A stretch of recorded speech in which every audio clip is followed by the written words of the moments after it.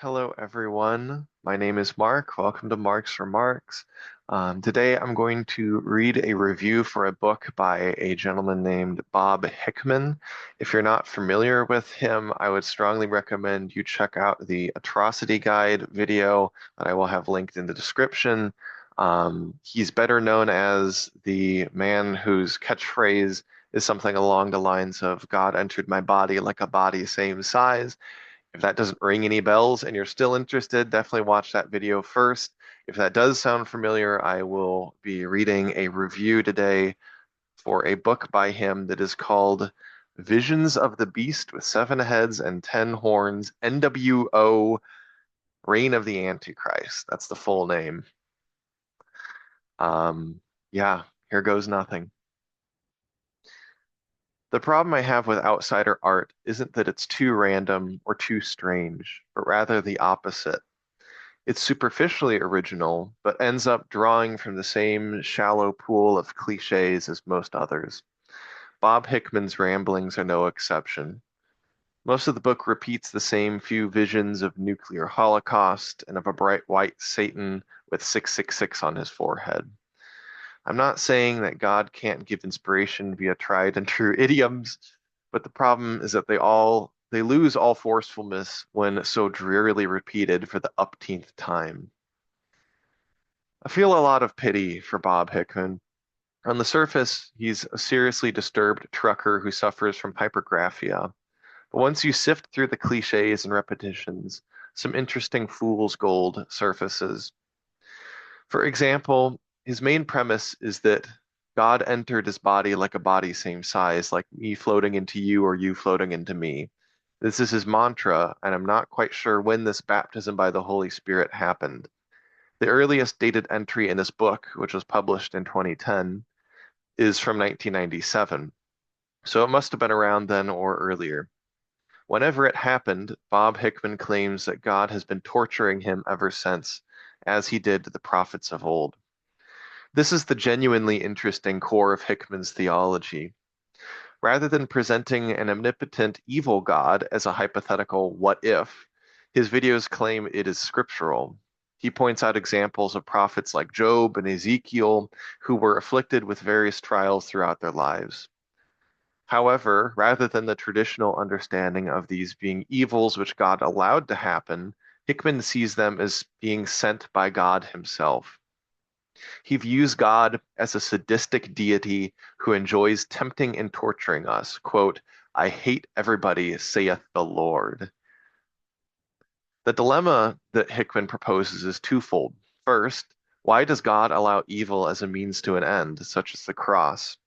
And second, why should we persist in these trials and sufferings, doing what he wants rather than what we want? Quote, I will stomp on you in hellfire and laugh at you because you lived for me instead of doing what you wanted. I think that at the core of Hickman's ramblings is a genuinely important question, but he's so mired in the repetitious apocalyptic visions and existential terror that he can barely explore it.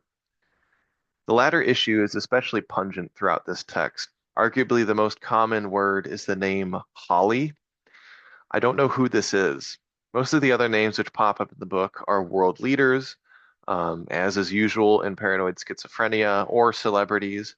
Macaulay Culkin gets a garbled shout out among others, but this Holly shows up on every page, usually screaming. Though I was tempted to say Hickman had a formula when describing her screaming, every time is different. One example, quote, Holly screams. What's the reason? Holly said. Don't ask me what Holly's screaming for. Holly said, screamed. Holly shows record. Screams. Holly showed. Turn. This is a warning. One last time, said Holly. Just leave it alone. She said, that's Holly mowing grass. Holly screams. It seems like he's trying to warn us about something, but it's like she's trying to warn us about something, but she just as often is the one piloting the planes that blow up the various countries listed in the apocalyptic vision, so it's really unclear. The clearest moment that might tell us who she is the following. I saw Holly and she said, my mom. The vast majority of the sentences in this book run on for several pages and are merely split up by commas. However, This sentence ends with both the period and the HTML tag for a line break. I can't help but think that that is an intentional emphasis and that it supports the Holly as mother theory. This seems like the likeliest explanation, since in Atrocity Guide's classic video about Hickman, one clip shows him in a kitchen with a woman standing behind him. It's entirely possible that he's been like this his whole life, and his mother is one of the few people who regularly interacts with him anymore. This seems to be backed up by the one quote from the text where he runs to a payphone during a nuclear attack to call Holly. This sounds to me like the classic calling for your mother trope, but magnified. However, this is complicated by another page which includes the following. Holly tap dancing. That's Holly, like a sexy tap dancer. Holly showed no way. When you are young and cute, then I want you, but you get old and nobody wants you, then I don't want you, so I destroy you until death. It's possible this quote starts out in Hickman's voice, but slowly transforms into evil God's perspective, or it could be entirely from God's perspective.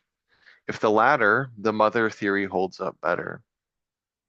Perhaps the most surprising part of this book was how Hickman name drops several Protestant churches, both the broader denominations as well as specific congregations, and at one point admits, I've never told my pastor the vision or the church we went to. The fact that he casually mentions my pastor insinuates that he regularly goes to church, which is very surprising given his online presence and his heterodox theology. But the fact that he lists so many churches hints that maybe he never stays at any one church for very long, whether from his own choice or maybe because his views come to light and he's kicked out. This book was written in 2010, and a lot can change in 15 years. He seems to still be posting on YouTube, but in a comparatively more lucid way. He still keeps on beating the same drum, but with less nudity than in some of his more infamous videos. I pity the man and the many others like him who are out there, but who are in worse shape, i.e., can't even hold down a job. We too often ostracize those who are radically outside the norm, like Bob Hickman is, but that doesn't mean we should go to the opposite extreme and approve of him either. Rather, like Foucault points out in Madness and Civilization, we should tolerate him as the mad were tolerated in pre-modern times. That is, we should see him as touched by the gods and reflect upon the precarity of sanity every time we encounter people like him. Thanks for watching. Please do not like or subscribe. Thanks. Bye.